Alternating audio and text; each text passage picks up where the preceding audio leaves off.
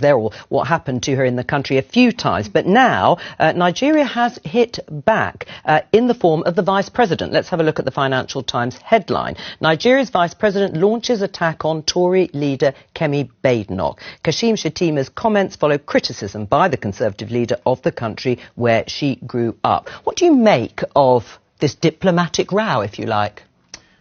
It's not a very good look for Kemi Badenoch, I would say. But ultimately, when politicians make comments like this, it's always for their own political capital. And I would say the comments of the Nigerian Vice President very much buy into something which is happening in the Nigerian media, where there are lots of media figures who attack Kemi Badenoch. And so the Nigerian Vice President has seen that and has decided he wants to cash in on that anger for the way that she's speaking about the country that she grew up in after she was born in England. But at the same time, you never saw Priti Patel or Rishi Sunak talk about India in the way that Kemi Badenoch talks about Nigeria.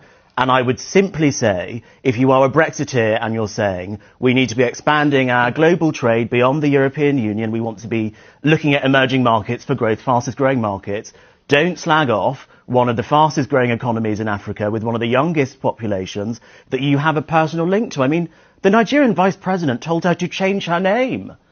That's embarrassing. Imagine how her family must feel about that. So I think she just needs to be a little bit more careful with her language. I think she can make the points that she makes about growing up in Nigeria without upsetting one of the biggest economies in Africa at the same time. I mean, I suppose she might